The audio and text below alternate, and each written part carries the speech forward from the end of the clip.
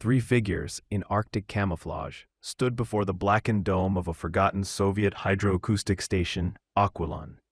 For hundreds of miles around, the white emptiness of Antarctica stretched out. "And we came all this way for this," scoffed Jack, the team's electronics technician. "For this rusty tin can?" "Don't play dumb, Jack," replied Eva, the expedition's leader and biologist, her voice cold.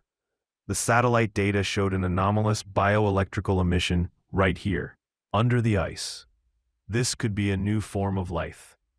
Or a glitch in old equipment," muttered the third member, Marcus, the medic and logistician. "But a contract is a contract. Let's make it quick, it's -40 out."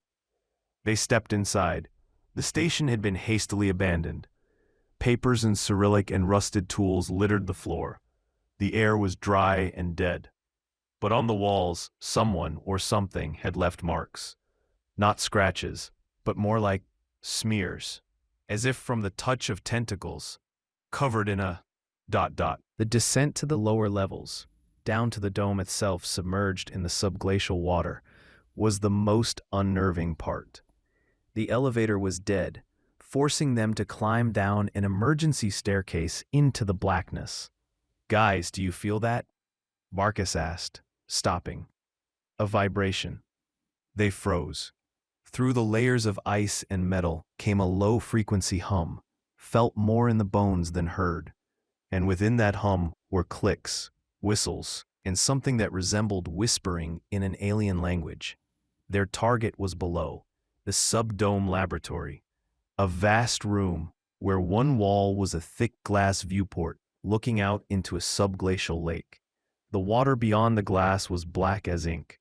Jack started connecting a portable generator to an old control panel to power up the systems and the spotlights. Eva took samples of the pearlescent residue from the walls. "Look," Marcus whispered, pointing at the glass.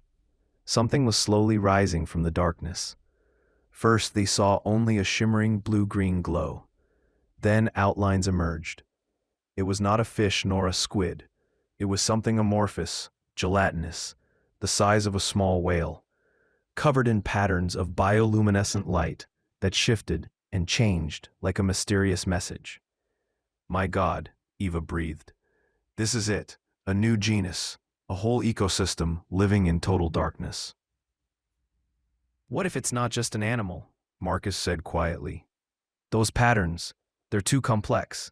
It's like a language, like a neural network." Jack finally restored power. The powerful spotlights under the dome flared to life, blinding them for a second.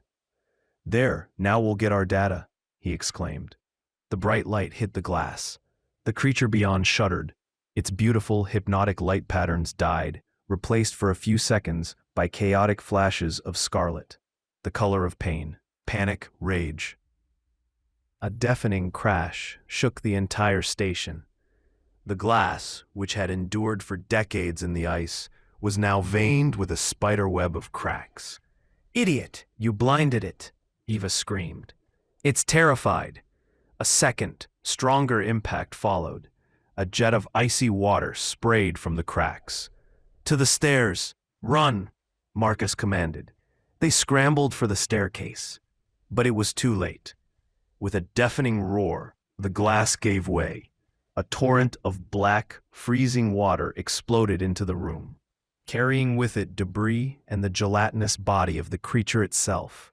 They retreated to a corner, climbing onto high shelving units. The water was rising with terrifying speed, already knee-deep. The creature, partially spilled into the room, now filled it.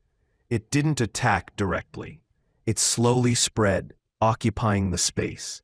Its bioluminescence reignited, but now it was a pulsating, alarming red light. One of its tentacle-like appendages, thin and almost transparent, slowly reached for them. "Don't move," Eva whispered. "It might perceive movement as a threat." But Jack, mad with fear, broke. He pushed off the shelving and tried to swim across to the staircase. It was a fatal mistake. Instantly, several tentacles shot toward him. One wrapped around his leg. Jack's scream was short and cut off. He wasn't struck or bitten. The tentacle simply attached itself to his calf, and Jack froze, his face contorted not in pain, but into a mask of indescribable, soul-chilling terror. It's in my head. His voice was a raspy whisper. It's showing me eternity, loneliness, the ice. God, so much ice and emptiness. Eva and Marcus watched in horror as Jack's body began to change. His skin paled, becoming waxy and semi-transparent. The same pearlescent smears they had seen on the walls began to crawl across it. He wasn't dying. He was being assimilated, turning into a part of this collective mind. Another voice in its icy chorus. "We can't help him, Eva," Marcus yelled, pulling her forcefully toward the stairs. The water was already chest-high. They took one last look back. Jack stood motionless, his eyes open and filled with the same shimmering light as the creature. He was no longer Jack. He was a conduit, an antenna. They miraculously managed to climb the flooded staircase and barricade the hatch. They burst out into the frost, gasping the icy air. The station behind them shuddered with muffled blows. They didn't speak a word as they boarded their snow cruiser and drove away, leaving the black dome against the white backdrop. Hours later, safely aboard their ship, Eva and Marcus stood at a porthole, looking out at the serene, icy landscape. "What was that, Marcus?"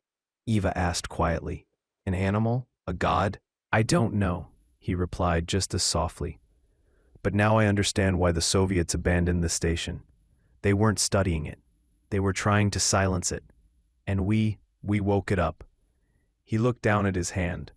On his wrist, where the splashes from the lab had hit him, a small, coin-sized pearlescent spot was visible. It pulsed faintly in time with his heartbeat. Jack was dead, but a part of Aquilon would always be with them now. A quiet whisper in the ice, which they had carried out into the wider world.